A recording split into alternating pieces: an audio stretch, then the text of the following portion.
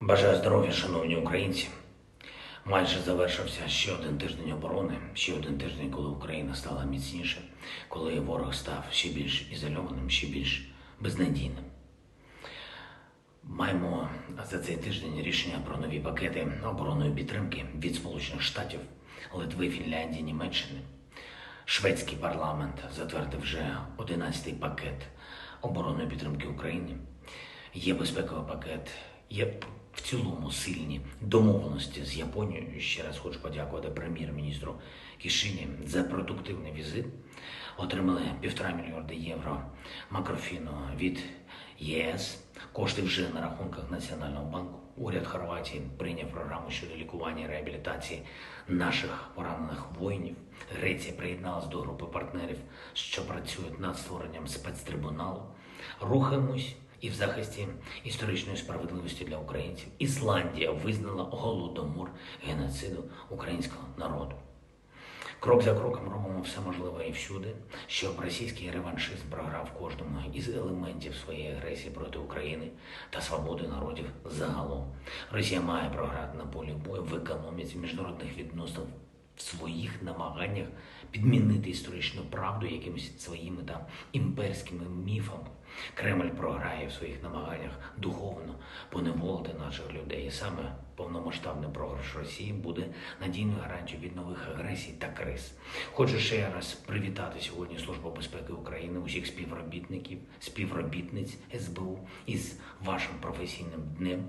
Усіх, хто зараз в бою, на постах, в оперативній, агентурній, слідчій роботі, кожного і кожного в СБУ, хто разом з усіма силами нашої держави наближає українську перемогу і захищає наших людей. На тижні завершилось навчання наших офіцерів Національної гвардії, військово-морських сил, нашої армії, від Харкова до Вінниччини, Львівщини, від Києва до Одеси, Національна академія Нацгвардії, Київський інститут Нацгвардії, Одеська морська академія, ще Національна академія сухопутних військ завершила спеціальний курс підготовки молодших лейтенантів. Я дякую всьому викладацькому складу наших оборонних навчальних закладів, усім батькам дякую, наставникам нових українських офіцерів. Вірю, що цьогорічний випуск примножить славу України і посилить усіх нас, всю державу. На тижні були ухвалені кілька важливих рішень нашого уряду, зокрема відзначу рішення, яке активізує виробництво безпілотників. Загалом цього року, як мінімум 20 мільярдів гривень буде спрямовано на закупівлю дронів для наших воїнів. І це не межа.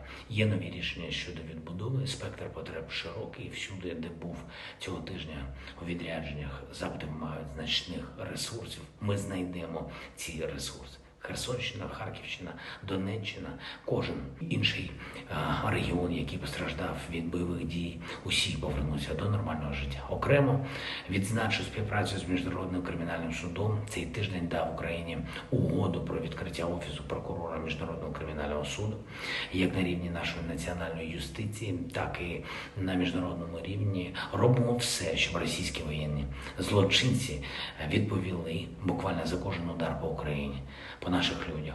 Звичайно, дякую кожному нашому воїну, усім, хто зараз в бою, усім, хто захищає наші позиції, захищає наш кордон, за те, що Україна міцно проходить і цей тиждень від Бахмуту до Херсонщини, від Авдіївки до Харківщини. Дякую кожному і кожній, хто б'ється з ворогом, хто рятує наших бійців після поранень, хто тренує наших воїнів, хто постачає для української оборони все необхідне.